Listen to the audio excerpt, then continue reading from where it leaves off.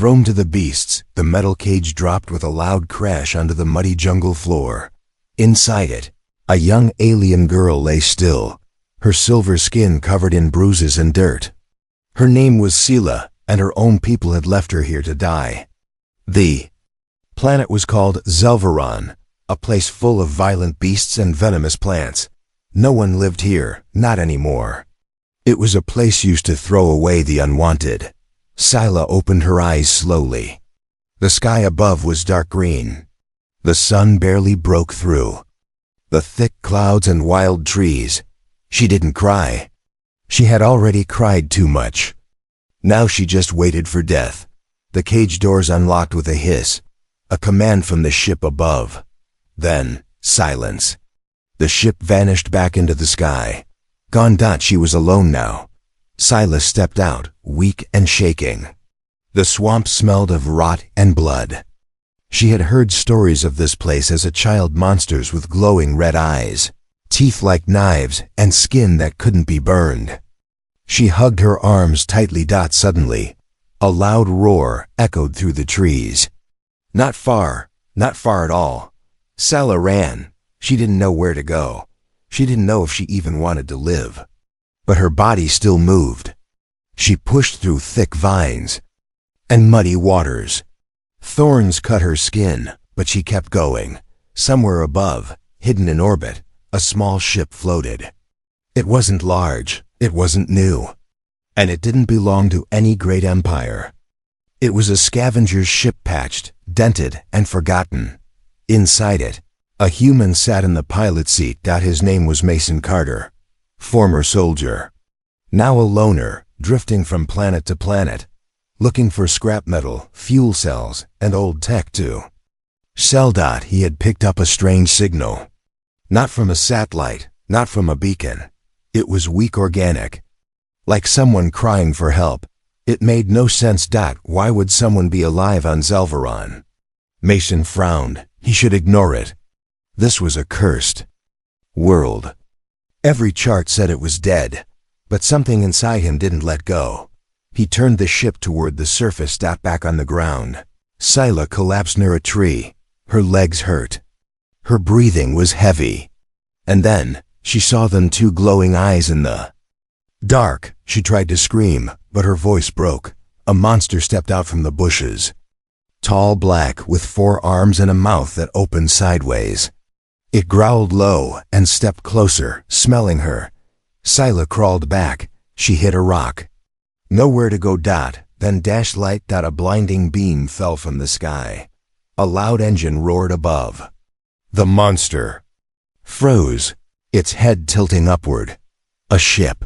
The beast screeched and jumped into the trees. The ship landed with a heavy thud. The door opened. Steam rising from the ramp. Mason stepped out, holding a blaster. He saw the girl lying in the mud. Thin, hurt, but alive. His eyes narrowed. "Hey," he said carefully, stepping forward. "Don't move." Sela looked at him, confused. She had never seen a human before. She tried to stand, but her legs gave out. Mason ran to her and caught her just in time.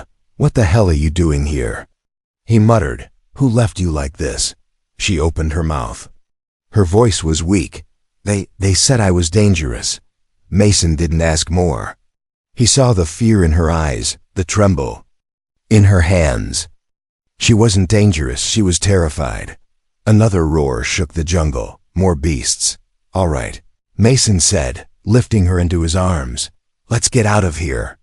But before he could reach the ship, something slammed into the trees. Another monster, bigger, faster. It leaped between them and the ship. Mason fired his blaster, once, twice. It barely slowed the creature. Aimed again, but the gun blinked red. The monster stepped closer. Sila looked up at it, tears falling. Her lips moved. Then, from deep in her chest, a sound came. A high-pitched scream, sharp like glass breaking. The beast stopped. Its head shook. It howled in pain and backed away. Then it ran. Silence returned. Mason stared at her. What the hell was that? Sila didn't answer. She passed out in his arms. Mason looked around, breathing hard. The jungle was still again, but he knew this wasn't over. He carried her into the ship, heart pounding, questions flooding his mind. Who was this girl? And what was she really? Mason's ship, the rust bucket, shook slightly as it lifted from the swampy ground of Zelveron. The engines groaned from the moisture, but he managed to steer them up through the thick clouds. Below, the planet disappeared behind green fog and roars that echoed like nightmares. In the back of the ship, Sela lay on a medical bed. Her silver skin was scratched, her breathing shallow. Mason had cleaned her wounds and placed a warm blanket over her, but she hadn't woken up. He stood nearby, arms crossed, staring at her. She's just a kid, he muttered to himself. Why the hell would they throw her down there? He had seen cruelty during the Earth War days. He had fought alien pirates, seen governments abandon people for profits. But this was something else. Then the ship's alarm beeped. Incoming object detected. Mason rushed to the pilot's seat. A red dot blinked on the radar. Something was following them. A small metallic drone. Silent, fast. He activated the rear scanner. It had no weapons, but it was transmitting something. A live feed. Someone, somewhere was watching them. Damn it. Mason hissed. He turned the ship and fired a flare. The drone dodged once, but then got too close. The flare exploded. The drone vanished in smoke. Mason sighed. But he knew the signal had already been sent. He looked back at Syla. Who was she really? And who wanted her dead so badly? Far away, on a distant space station hidden behind a red star, a group of alien leaders watched a screen. Sila's face was on it. And Mason's. One of them, with blue skin and golden eyes, slammed his fist on the table. She was supposed to be eaten by now, he growled. Another one nodded. We underestimated humans again. That one ... he interfered. Then remove him, said a third, voice cold. And make sure she never breathes again. Orders were sent, cold. Final ... back on the rust bucket. Sela's eyes fluttered open. She saw the ceiling. Soft lights. No vines, no monsters. She gasped. Her hands shot forward, grabbing the sides of the bed. Mason rushed in. Hey, easy. You're safe now. She blinked, confused. You're not one of them, she whispered. Nope, Mason said, pulling up a chair. Name's Mason. I'm human. And you? Well, you screamed like a sonic bomb and scared off a death beast. I'm impressed. She looked away. I didn't mean to. I don't like using it. What was that? She hesitated, then said softly, my voice. My real one. It's not normal. Yeah, no kidding. She smiled a little. Then she asked, why did you save me? Mason paused. It was a fair question. I don't know, he admitted. Guess I'm just tired of seeing people thrown away. Sela's eyes softened. No one had ever said something like that to her. You should have left me, she whispered. Now they'll come for you too. I figured, Mason said. Let them come. Sela looked at him. Really looked. Humans were strange, so short-lived, so noisy. But this one ... he made her feel safe. She nodded slowly. Thank you. Before Mason could respond, the ship rocked again. Warning. Unauthorized transmission received. He moved to the console. A message appeared coded. Earth military style. Surrender the alien immediately. You are interfering with an intergalactic directive. This is your only warning. Mason stared at it, jaw tight. Even Earth wants her now? He muttered. He hit a button and deleted the message. Sela stood at the doorway behind him. You're not going to give me to them?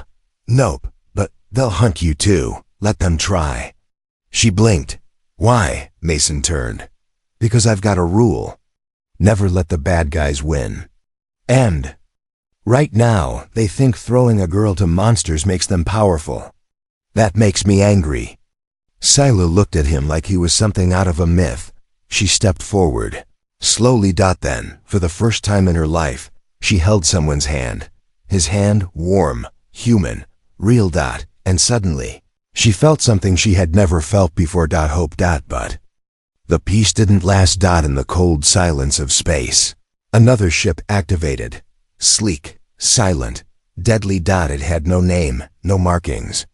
It belonged to no one officially. Inside it, a figure opened a weapons crate. A photo of Mason and Scylla appeared on a small screen. Target locked. The hunter smiled. No one escapes the purge, he whispered. The stars outside shimmered quietly as the rust bucket floated through space. But inside the ship, something invisible moved, a soft, vibrating hum that no machine had made. Scylla stood near the glass window, her hand pressed to the cold surface. Her eyes glowed faintly. Mason watched her from the control room. She hadn't spoken much since Earth's warning message. Mason walked over with 2 mugs of heated synth drink. You okay? Scylla didn't turn. You'll regret saving me. Already regretted worse, Mason said, handing her the mug. Tell me, what's really going on? She took a slow sip. Then finally spoke, my voice. It's not just loud, it connects. Connects to what? To the minds of living things, Mason blinked. You mean ... telepathy? No, stronger. It can force them to feel what I feel, see what I see. He stared. You can control them? Scylla nodded. I didn't want this power, she said softly. My people believed I was cursed. The elders said I was born with the voice of the damned. They feared me more than the beasts. Mason said nothing. He looked at her like she wasn't a weapon, but someone deeply wounded. I never wanted to hurt anyone, she whispered, so I hid it. But they found out and threw me away. Silence filled the room. Mason finally sighed.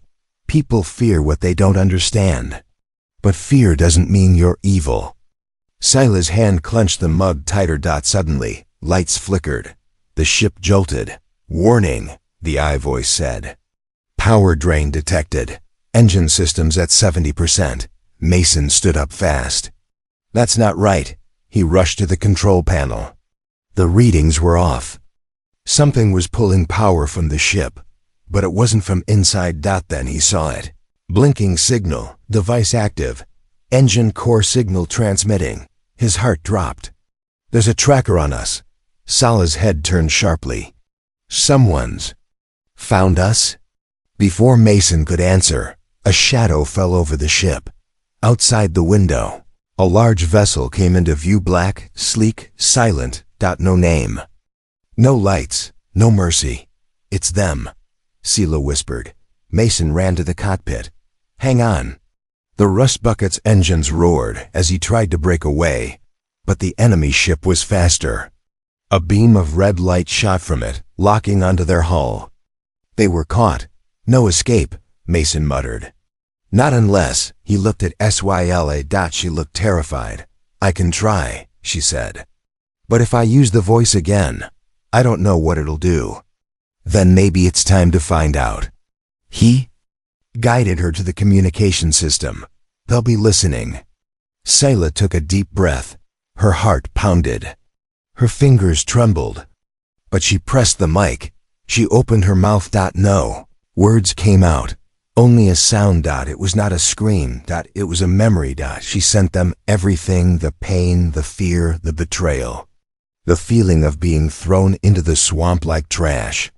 Of being hunted. Of being nothing. She gave them her truth. And on the enemy ship, something strange happened. The soldiers' cold killers stopped moving. Their eyes turned glassy. One dropped his weapon. Another fell to his knees, whispering, "Forgive me."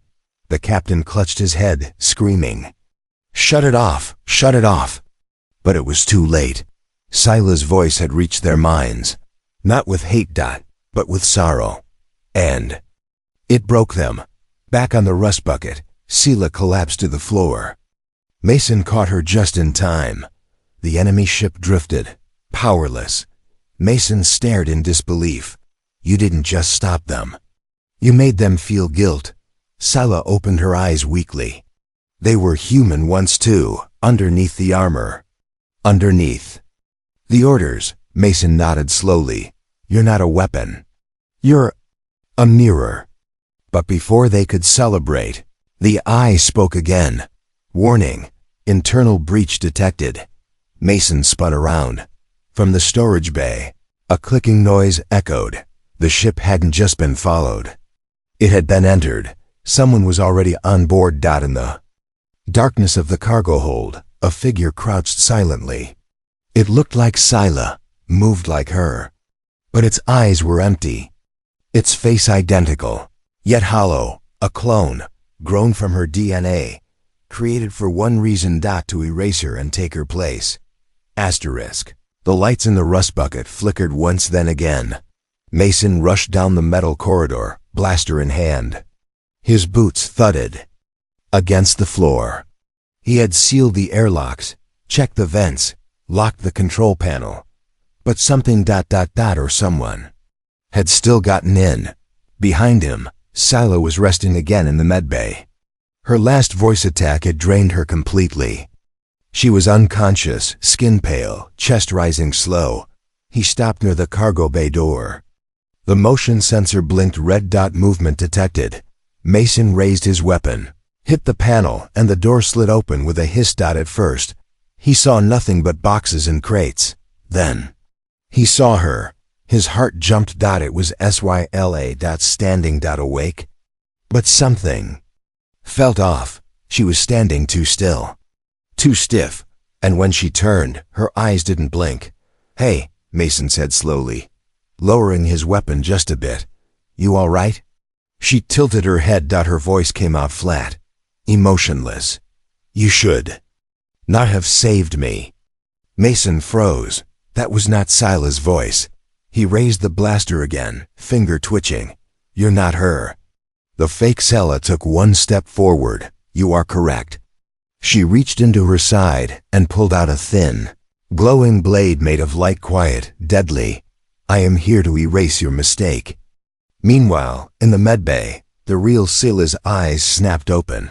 She sat up, gasping. Something was wrong, very wrong. She could feel it, a presence just like hers, but twisted, hollow, wrong. She stumbled out of bed and ran toward the cargo hold. Inside the bay, Mason dodged fast. The blade missed his chest by inches, cutting a deep line through a nearby pipe.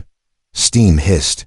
He fired, but the clone moved like water, like she knew every angle, every time he aimed. She was already gone. She wasn't just made from Scylla's body. She had her memories, her instincts. Mason rolled behind a crate, panting. You really think killing me helps your mission? The clone's voice echoed coldly. You humans feel too much. You slow everything down. She was meant to lead, not feel. You mean control, Mason growled. She was made to command fleets, burn worlds, but she refused. She became soft. You made her weaker. Mason's blood boiled. She's stronger than you'll ever be. Suddenly, the clone leapt onto the crate, blade raised. Mason fired this time, hitting her shoulder. She stumbled back, but not for long. Just then, the real Scylla burst in. The clone turned. For the first time, they faced each other. Mirror images. Same face. Same height. Same scars. But only one had warmth in her eyes. Scylla stared, horrified. What are you? The clone smiled. I am the version they wanted. Cold, perfect, loyal. You're not me. No, the clone agreed, raising the blade. I am better. Scylla shook her head. You don't understand power. You don't feel love. That makes you blind. Mason aimed again, but Scylla raised her hand. No, Mason, let me end this. Scylla stepped forward. The clone lunged. They clashed hand against hand. Voice against voice. No blades. No guns. Just pure energy. Scylla's voice trembled the ship. The clone's blade dimmed. Her strength started to fade. No! She screamed. You were supposed to die. Scylla whispered one word. Peace. And the clone fell. Not broken, Not destroyed but ... Silent, like a machine that had finally run out of commands. She collapsed to the floor, eyes open empty again. Mason rushed forward. Sela knelt beside the clone, her twin, and closed the clone's eyes gently. She didn't ask to be born, she said. She just followed orders. Mason stood beside her. You saved both of us. Sela looked at him, her eyes wet. No, you saved me first. I just ... returned the favor. Later, the two stood in the control room. Mason had scanned the clone's body. Hidden deep in her skull was a black crystal chip, a signal device. Whoever made her now knew she had failed, and they were coming. We don't have much time, Mason said. If they sent a clone, they'll send worse next. Sela nodded. Then we don't run. He raised a brow. We don't? She placed a hand on the console. We send a message back. A warning? No, she said with a smile. A promise. The message Sela sent traveled through dark space, carried on stolen frequencies. Her voice echoed in alien codes, reaching ears that were never meant to hear peace. She spoke not with threats, but with truth. She told them what she saw in Mason. In humanity, kindness, courage, something pure her people had long forgotten. She warned them she would not hide anymore, and someone out there listened. But not all agreed. Far across the galaxy, in a fortress floating beyond dead stars, High Council of Sela's own race sat in silence. Her message ended. The room remained still. Then a voice spoke. Activate Project Black Crown. No debate, no hesitation. Only shadows. Back aboard the rust bucket, Mason upgraded the hull plating while Sela read old Earth history from his datapad. She was fascinated by human wars, not because of violence, but because of how often humanity rebuilt after loss. You're not afraid to start over, she said. Mason shrugged. When you're weak, you fight. When you're broken, you rebuild. That's the human way. Sela smiled, but the moment was short. An alert blinked on the console. Incoming. Transmission. Encrypted. Mason's brow furrowed. He tapped it open. The screen lit up with the Earth Federation logo. A woman's voice spoke. This is Commander Halden, Earth Intelligence. You are harboring an alien fugitive. Prepare for docking inspection. Mason's eyes narrowed. This again? But Sela stood still. She recognized the voice. I know her, she whispered. She was the one who sold information about me to the Council. She called it diplomatic trade. Mason's jaw clenched. She helped them throw you away? Sela nodded. Before Mason could answer, a loud thud shook the ship. They were already docking. Too fast, too direct, too aggressive. Mason checked the sensors. No inspection ship would move like that. Suddenly, his screen flickered. Something was jamming his controls. Warning. External override detected. They're not coming to talk, he said. They're coming to take. The boarding team arrived in heavy suits, weapons drawn. But these weren't soldiers. They were silencers. No names, no markings, only masks. Sela stood in the hallway, her voice steady. I'll handle this, Mason. Blocked her path. No, they're mine. She stared at him. They're not your enemies. They threaten my ship. That's enough. He walked forward, blaster drawn. But before he could fire, the lights went out. Then dash bang. A loud explosion tore through the left side of the ship. Mason hit the floor, ears ringing. He looked up through smoke. Someone had betrayed them from inside the system. Meanwhile, in the enemy ship's control room, Commander Halden smiled coldly. They'll blame the Council, she said to her officer, but it's Earth that will own the girl. Her officer looked uncertain. Ma'am, Earth agreed to protect civilians. She's not a civilian, Halden snapped. She's a living weapon. And we need her. Back on the rust bucket, Mason limped toward the medbay. He found Sela crouched, holding her head. They're inside, she whispered. They're speaking in my mind. Can you fight them? I don't know ... but I can try. She stood slowly and began humming. A strange melody ... low ... soft ... but powerful. The hallway lights flickered as the sound moved through metal and wires like electricity. The masked soldiers froze mid-step. One dropped his rifle. Another began to shake. Make it stop, one whispered. But Sila's voice was not meant to stop. She sang of betrayal, of pain, of being treated like an object. And they felt it all. Their knees buckled. But before she could finish, sharp shot cracked the air. Mason turned too late. One final attacker had aimed not at Sila, but at him. The bullet hit his side. He collapsed. Sila screamed not with her voice, but with her soul. The walls cracked.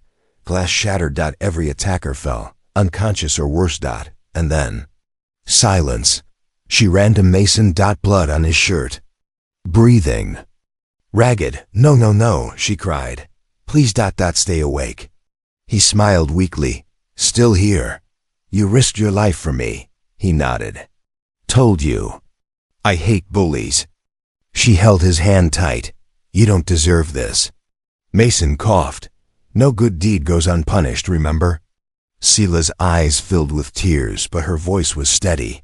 I won't let them take you. She picked him up, carried him to the med bay. And inside her, something changed. Something ancient awakened. The rust bucket drifted in silence, surrounded by nothing but stars. Inside, Mason lay unconscious in the med bay, bandages wrapped around his side. His chest rose and fell. Slowly. Machines beeped softly beside him. Sala sat at his side, watching him. She hadn't left him since the attack. Her mind was quiet, but her soul was not. Something inside her had changed. Since the moment she screamed for him, since the moment her voice shattered metal, she felt ... different. More power, more weight. And every time she looked in the mirror, now her reflection glitched. A faint black crown floated above her head, flickering in and out like a ghost. She didn't know what it meant, but she feared it. Deep in the lower decks, a sound began to stir. It wasn't mechanical. It wasn't natural. It was breathing. Something had awakened. Not in the ship. In her. Whisper echoed through her thoughts. Not hers. Old, cold. You were never meant to run. You were built to rule. She gasped. Who's there? No answer, only silence. And that breath. Then she remembered the stories, the ones they told and frightened. Whispers back on her homeworld. About Project Black Crown. A secret experiment. Not to create weapons, but to create voices that could not be disobeyed. Voices that didn't just scream or command. They rewrote minds. And some said it wasn't science. Some said it was a curse. Ancient. Living. And now it lived inside her. Suddenly, the ship jolted. Sila jumped to her feet and ran to the control room. No enemies in sight, but the readings were wrong. Life form detected. Internal. Unknown origin. What? She whispered. She checked the logs. No breach. No boarding. Nothing entered, but still. Something was here. She moved slowly, blaster in hand, through the narrow halls. Lights flickered again. The air felt heavier. Her own breath louder than normal. She turned the corner and froze. There, standing near the cargo hold, was herself, but not a clone, not a reflection, not a person. It had no body. Just shape, a shadow version of her, darker, taller, smiling without a mouth. Her voice came from nowhere and everywhere. You unlocked me, Sila. What are you? She asked, voice shaking. I'm the part they buried, the part they feared. The Black Crown isn't an object. It's a presence. It needs a host. And now ... you are mine. Sila raised her blaster and fired. The shadow disappeared, but the walls trembled, her ears filled with voices. Not her own. Hundreds. Thousands. All screaming for power. Back in the med bay, Mason stirred. He opened one eye. Everything hurt. Sala, he groaned. No response. He forced himself up, dragging his body through the hallway, one hand pressed against the wall. He found her standing in the middle of the engine room, her back turned. "Scylla?" he asked. She turned slowly, but it wasn't her anymore. Her eyes were pure black. The crown above her head no longer flickered. It glowed sharp and solid. He took a step back. What happened to you?" she smiled sadly. "It's not me, Mason. Something ancient is using me." "You can fight it," he said, stepping closer. "No," she whispered. "This thing. It was made to control entire planets. It doesn't just want my voice, it wants me." He reached for her hand. She pulled away. "I can't let it take you too," she said. "I've seen what it does. It burns everything. I won't let it touch you." She turned toward the emergency airlock. Mason's heart dropped. "What are you doing?" "I'm going to eject myself into deep space." "No," he shouted. "There has to be another way." Scylla looked at him, tears forming, black power swirling behind her eyes. "There isn't. This is the only way. To stop it from spreading." "I don't care," he cried. "We face this together. You don't understand. I'm not just fighting for us. If this crown escapes through me, billions could die. And what if I lose you?" Mason whispered. Scylla hesitated. Then she said softly, "You saved me once, Mason. Let me return the favor." She turned to hit the emergency button. But Mason suddenly pulled her into his arms, held her tightly, and whispered into her ear, "You are not a weapon. You are not a curse. You're a person. You're Scylla, and I believe in you." For a moment, the black crown flickered. The power trembled. The shadow voice screamed in rage, but Scylla gritted her teeth. "No," she said. "Not this time." She didn't eject herself. Instead, she turned inward. She closed her eyes. And faced the voice within. Inside her mind, she stood in a vast black space. The crown floated in front of her. And the shadow voice roared, "You are mine." But she reached out. And broke the crown with her bare hands. It shattered into dust. And the darkness vanished. Scylla opened her eyes. Her hair was soaked in sweat, but her eyes were her own again. The crown gone. Mason smiled weakly. "You win?" She nodded. Barely. But the war wasn't over. The ship floated in silence. No shadows. No voices. The black crown was gone. Mason sat beside Scylla in the control room, a bandage on his side and a steaming mug of synth coffee in his hand. Scylla stared out the window, her silver fingers gently brushing the glass. "Do you feel any different?" he asked. She nodded. "It's quiet in my head for the first time ever." He smiled. "That's a start." But the quiet didn't last long. The ship's alarm beeped. A strange signal, encrypted, ancient, incoming transmission. Origin unknown. Mason leaned forward. "Not again." The screen lit up symbols neither of them recognized, glowing blue and gold. Then a voice came through, deep, calm, and in perfect English. "We are the architects." Scylla's face paled. "No, they're real." "Who?" Mason asked. "The ones who created the crown," she whispered. "And all who came after. They don't speak, they command." The voice continued. "Human... alien. You destroyed a sacred design. The crown was not just power, it was balance." Mason scoffed. "Your idea of balance nearly turned her into a weapon." "You misunderstand," the voice said. "She was meant to restore order by wiping out free will." Scylla stood. "No," she said firmly, facing the screen. "I decide who I am now. I am not your tool."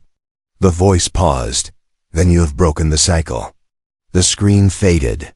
The signal stopped. Mason blinked. "That's it." "No," Scylla said slowly. "That was a warning. And a test." 3 hours later, they arrived near a hidden moon-neutral space, untouched by Earth or Scylla's people. There, they met a small group aliens from different species, outcasts, thinkers, scientists, and runaways. Scylla stepped forward and addressed them. My people once feared me. Others tried to use me. But now I speak by choice. Not to control, but to connect. Her voice wasn't loud, but it reached them. Mason stood beside her, arms crossed proudly. Scylla continued, the war between races, between power and peace, won't end by weapons. It ends when we stop seeing each other as threats. Long silence followed. Then one of the aliens, an insectoid commander, stepped forward and bowed. We will follow your voice. Back on Earth, the media caught wind of the girl with the silver skin who brought silence to a death ship and escaped. Earth military capture. Some called her a rebel, some called her dangerous, but others? They called her a symbol, the girl the humans saved and who, in return, helped save them. Scylla didn't return to her homeworld. She didn't go back to hiding. Instead, she stayed. With Mason.